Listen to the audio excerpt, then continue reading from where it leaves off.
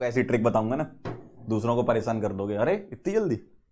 देखो जरा, पहले समझेंगे, पहले आप कॉन्सेप्ट समझ लिया करो। ट्रिक तो आपको हम दे देंगे, बहुत ट्रिक है भाई, हम हमारी शकल पे ट्रिक लिखा है ना, वो आपको मिल जाएंगी। और ऐसा नहीं है, मतलब जो लोग कहते हैं ना कि भाई ट्रिक के चक्कर में मत पढ़ो, डायरेक्ट कॉन्सेप्ट सीखो, पढ़ा करो भाई। मैं तो कह रहा हूं ट्रिक के चक्कर में पढ़ो, लेकिन ऐसा नहीं कि सिर्फ ट्रिक के चक्कर में पढ़ो। देखो डिफरेंस है, समझा देता हूं आज आपको, थोड़ा सा टाइम है तो। क्या होता है, एक चीज होती है ट्रिक, ठीक है, एक होती है कॉन्सेप्ट प्लस ट्रिक। समझना बात को, है ना। एक होता है आपका ट्रिक और एक होता है कॉन्सेप्ट प्लस ट्रिक। जिसका ये ऑर्डर अच्छा होता है वही सिलेक्ट होता है। सिलेक्शन आपका इसी से होगा, कॉम्बिनेशन से सिलेक्शन होता है। सिर्फ ट्रिक से सिलेक्शन नहीं होता, सिर्फ कॉन्सेप्ट से सिलेक्शन नहीं होता। आप सिर्फ इसी चीज पर जिंदगी में फोकस करते रहोगे, फेल हो जाओगे। ट्रिक आपको हमेशा ऐसे दरवाजे पे खड़ा कर देगी जहां पे फेलियर लिखा हुआ है। समझना बात को, बहुत खतरनाक। कम ज्ञान देते हैं अपन, लेकिन बिल्कुल परफेक्ट देते हैं। जब भी आपके कॉन्सेप्ट डेवलप होते हैं, इसमें ये जब भी आपके कॉन्सेप्ट डेवलप होते हैं, तो कॉन्सेप्ट डेवलप होने के साथ साथ आपके दिमाग में उस चीज का शॉर्टकट भी बनते जाना चाहिए। ध्यान से सुनना, मैं क्या बोल रहा हूं, गलत मतलब नहीं निकालना है ना। जब भी आपके कॉन्सेप्ट डेवलप हो रहे हैं, आपने कोई अच्छे से थ्योरी पढ़ी, बढ़िया तरीके से आपको समझ में आ गई, अब आपको यह सोचना है कि मुझे उस थ्योरी को सही से कैसे एक्सप्लेन करना है कम टाइम में। जैसे अगर मैं टीचर का एग्जांपल लूं, हम लोग जितने भी टीचर हैं यहां पर दुनिया में, जितने भी टीचर होते हैं वो अलग अलग किताबों से पढ़ते हैं। जैसे मैं भी कई बुक्स से पढ़ता हूं, बाकी टीचर और भी सब लोग पढ़ते हैं, है ना। तो अलग अलग बुक्स से पढ़ते हैं, अलग अलग के नोट्स फॉलो करते हैं, ठीक है, अलग अलग चीजों से पढ़ते हैं, है ना। तो होता क्या है, हम लोग उसी चीज को समराइज करके आपको देते हैं। इसका मतलब हम भी तो ट्रिक बनाते हैं ना उसकी।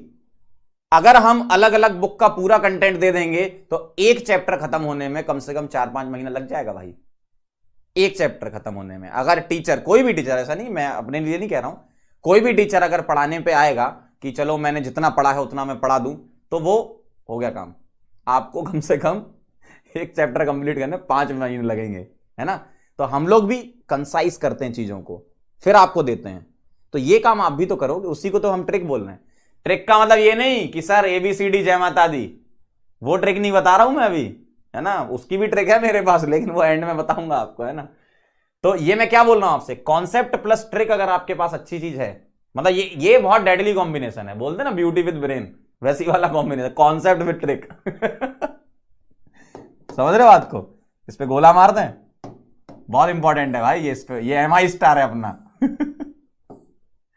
ये क्या है, अच्छा सिलेक्शन भी तो ले लो सर, सिलेक्शन क्यों छोड़ रहे हो। ये क्या है अपना आज का, ये अपना MI स्टार है। देखो जाते जाते आपको ये कॉन्सेप्ट देके जाएंगे, है ना। तो अगर देखो, सुनना ध्यान से, कॉन्सेप्ट प्लस ट्रिक अगर आपके पास होगी तो आप बहुत डेडली हो। आपसे मतलब खतरनाक कोई नहीं है जीवन में, है ना। तुम्हारे सामने खड़ा है। तो कॉन्सेप्ट के साथ तुम्हारी अगर ट्रिक बन रही है साथ साथ, देखो क्वेश्चन तो तुम्हें आसानी से ही करना है ना, कि उसमें भी कॉन्सेप्ट लगाना है, अपने आप को ही दिखाना है क्या, नहीं ना, दुनिया को दिखाना है क्या, नहीं।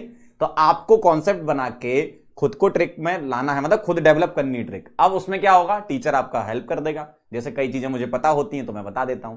तो ये छोटी छोटी चीजें आप याद रखो। क्यों, क्वेश्चन आपको डायरेक्ट करना। देखो सीधी सी बात है, अगर आपको एग्जाम में 25 क्वेश्चन करने हैं तो आपसे कोई नहीं पूछेगा कितने टाइम में किए।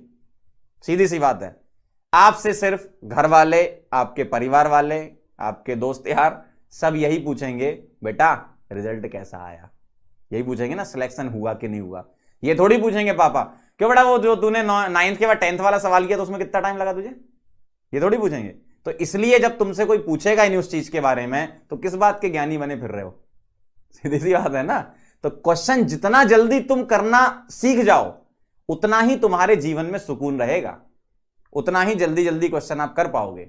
अब कई लोग ज्ञान पे लेंगे क्या कि सर JEE एडवांस के क्वेश्चन तो बहुत अच्छे आते हैं। कौन से अच्छे आते हैं भाई, आते हैं नो डाउट, मैं मानता हूं अच्छे आते हैं, लेकिन उनका जो क्वेश्चन पूछने का तरीका होता है या क्वेश्चन में जो वो कुछ छुपा के रखते हैं चीजें, वही तो आपको निकालनी है बाहर, उसी को ही तो क्लिक करना है, और उसी को क्लिक कर गए तो आप सीधे ऑप्शन पे पहुंच जाते हो।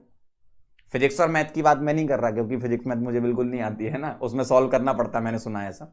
लेकिन केमिस्ट्री का चाहे जेई मेन का पेपर हो, चाहे तुम्हारा नीट का पेपर हो, चाहे तुम्हारा जेई एडवांस का पेपर हो, मैक्सिमम क्वेश्चन तुम्हें वन स्टेप ही मिलेंगे। जैसे रिएक्शन वाले क्वेश्चन अभी हम आगे चालू करेंगे ना, हाइड्रोकार्बन, एल्किल हैलाइड और हैलाइड, कई बार डायरेक्ट क्वेश्चन आए हैं। ऐसा थोड़ी है कि हर क्वेश्चन की मैकेनिज्म ही पूछते हैं वो, ऐसा नहीं होता है ना। इतना डीप में भी आईआईटी चेक नहीं करता जितना तुम लोगों को हुआ बना के रख रखा उन्होंने।